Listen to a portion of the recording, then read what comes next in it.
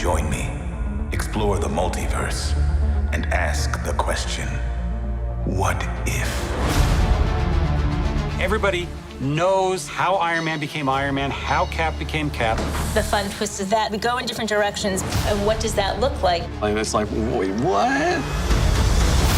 What If as a concept and as a comic book is something that would always come up in conversation. It was almost like it was Marvel's Twilight Zone. For our show, we're not borrowing anything that was pre-done in the comic. We're riffing on the Marvel movie cinematic version of those characters. That's what's wonderful about this what if concept. Anything can be explored. What if Ultron won? What if Thor was never banished? What happens next? When Brian and Brad pitched the notion of using Norman Rockwell as a basis for the style of the show, I mean, that's my bread and butter. I love that stuff. It's pretty exciting when you see it all come together. That's some of the best storytelling we've ever had. What If gives us a whole new idea of what the physical reality of the universe is. And it's something that's going to be explored in other ways moving forward in our films.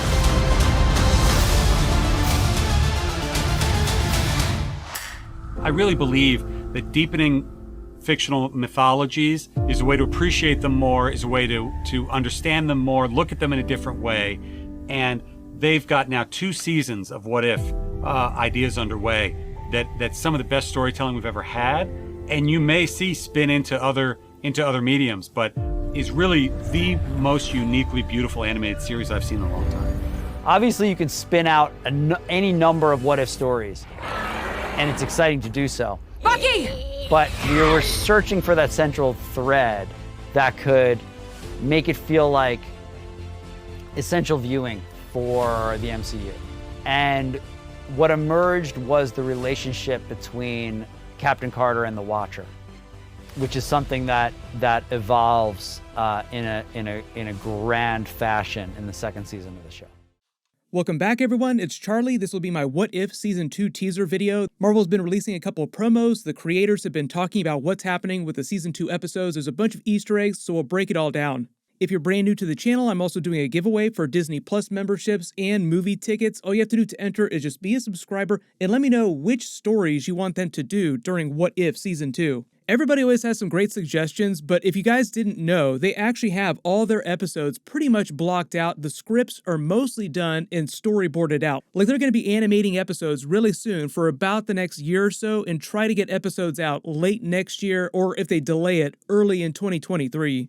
But right now the plan is for them to do 10 episodes like they were originally going to do during Season 1. There were just some delays because of the virus. That's why there were only 9 episodes. The 10th episode was the missing Iron Man episode of him being stuck on Sakaar. It was basically them giving the plot of Thor Ragnarok to Iron Man and combining it with the first half of Avengers Infinity War with Thanos going around collecting all the Infinity Stones. That's why when they were forming the Guardians of the Multiverse during the finale, you saw that quick sequence with Gamora to explain how she got Thanos' armor and his weapon and then wound up on the Guardians of the Multiverse. The reason why Iron Man is in that junk-looking version of an Iron Man Hulkbuster suit is because somehow he wound up getting sent to Sakaar instead of the Hulk. And while he was there, just like Thor had to fight the contest of champions against the Hulk, Iron Man had to fight against Gamora, but because he's Iron Man, he built himself an Iron Man suit dumpster diving because it's basically a trash planet. So he built himself a Hulkbuster out of trash, call it the Trash Buster. But the idea was that after they fight a little bit, they come together, they team up, and then wind up creating the Infinity Crusher device to destroy that universe's version of the Infinity Stones.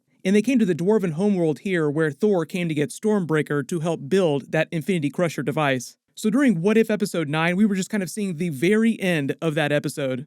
But I'm assuming the first episode of Season 2 will be a follow-up with Captain Carter and her version of the Winter Soldier, which is now kind of like the Hydra Stomper Winter Soldier with the skinny boy Steve Rogers in there. There were a couple moments at the end of episode 1 that sort of imply what happened to him and how he wound up in this situation becoming a version of Winter Soldier. He yells at Bucky to put him back in the Hydra Stomper. So in the same way that Winter Soldier basically got cryo-frozen, then unfrozen to go out on missions, even though he had the Super Soldier Serum in him, which slowed his aging process even more, the same kind of thing happened to skinny boy Steve Rogers, with them thawing him out every once in a while to go on missions, then putting him back on ice. and that's how he survived to present day. But the whole idea is who was using him on these missions. Was it a version of Hydra? Was it some other organization?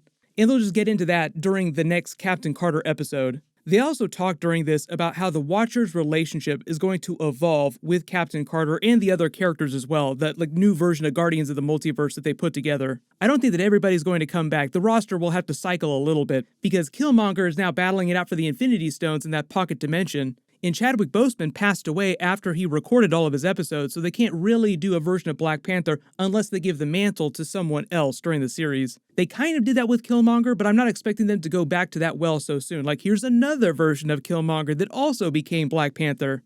The other really cool thing, if you're looking for clues on episodes, if you look in the background of this promo here, you look at their whiteboard, there's actually 11 episodes that they have up there. What is this mystery 11th episode? We thought there were 10, they whittled it down to 9, so there are 2 missing episodes. But I'm assuming some of these ideas that are on the whiteboard just got pushed to season 2. It says Maria and the Kree saved Carol Danvers, which is probably meant to be what if Maria Rambeau was saved by the Kree instead of Carol Danvers, in service of doing a big reference to the Monica Rambeau version of Captain Marvel. The original female Captain Marvel in the comics, Maria Rambeau is Monica Rambeau's mother. And in this version of events, assuming Maria Rambeau, who was Carol Danvers' fellow test pilot, was just the one to fly the test mission with the faster-than-light Tesseract engine that Mar-Vell was building, meaning that she's the one that got shot down in the crash and then rescued by Yon-Rogg and the Kree, and would wind up getting a version of a Captain Marvel origin story, just flipping the roles.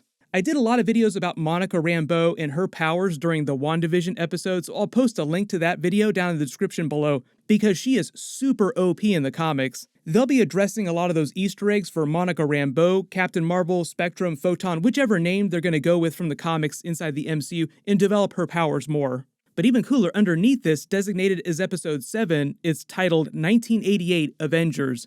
I think that's just meant to be, what if the Avengers formed during 1988 earlier in the timeline? Who would have been on that team? Just for reference, Tony Stark would have been 18 at the time, so he still would have been finishing at MIT. He graduated MIT really young. Howard Stark would still be in his early 70s, pretty old, but still alive to work with the team, like an old man Iron Man. 100% Hank Pym and Janet Van Dyne would have been on the team, since they would have been relatively middle-aged at the time as the original Ant-Man and the Wasp. Janet Van Dyne was also one of the founding members of the Avengers in the comics as well, too. But for instance, Thor would look exactly the same because Asgardians age so slowly, so there would have been almost no difference in him being on the team.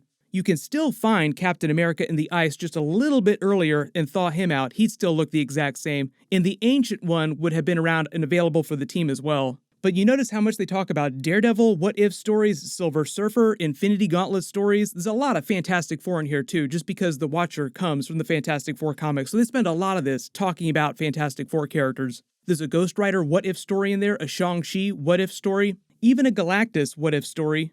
They do clarify that they're not doing any direct comic book adaptations from the What If comics. They're not doing a copy-paste version of any of the comic book What If stories. They're just riffing on some of those ideas and using MCU characters to do it. Kevin Feige also talked a lot about doing Marvel Zombies in the MCU. They said Season 1 was their first foray, but not the last one, so we'll probably see more Marvel Zombie stories in future seasons. And when Kevin Feige talks about seeing the characters show up in other mediums, he's talking about these animated what-if characters from other universes showing up in the live-action Marvel projects, like live-action Marvel Disney Plus series and live-action Marvel movies. The character that they've most talked about showing up in live-action first is Hayley Atwell's Captain Carter. They didn't say which movie they were planning on putting her in first, but just that she would eventually show up in live-action. I know there are a lot of people that are wondering if there's a version of Doctor Strange Supreme, like a darker Doctor Strange in Spider-Man No Way Home, but I don't think that's the case. It's just that anytime any Marvel character acts a little sus, people are like, maybe they're a Skrull, maybe they're Mephisto, maybe they're secretly someone else. It's still supposed to be the regular version of Doctor Strange from this universe. But talking more about Season 2 characters coming back, Doctor Strange Supreme is still probably one of the most important characters to come out of Season 1. The big difference with them going into Season 2 from Season 1 is that they were actually writing all the Season 1 episodes before they knew about what was happening during the Marvel Phase 4 projects, which is why you don't see like Alligator Loki running around during What If Season 1. The advantage now is that when they were writing all the scripts, they knew what was happening during Marvel Phase 4, so they can incorporate new characters from the newer Marvel Phase 4 movies and Disney Plus series. They talked about doing characters from the Shang-Chi movie, Eternals characters, Obviously, they know what happens to Spider-Man No Way Home, and they can do Spider-Man characters. But they'll also know about Thor Love and Thunder, Black Panther 2, Guardians of the Galaxy 3, along with Yelena Belova from the Black Widow movie, who's now the de facto main Black Widow of the MCU in present day. And like I said, all the Loki variants, Alligator Loki, TVA Loki, Mobius, Renslayer, Kang, He Who Remains, even what happened during WandaVision, Billy and Tommy, White Vision, John Walker, U.S. Agent, the new Falcon version of Captain America, Val, Madam Hydra, the Contessa, all of them will eventually start showing up during What If episodes, either season 2, season 3. They didn't say how many seasons they're going to be doing, but I'm assuming they'll at least get season 3.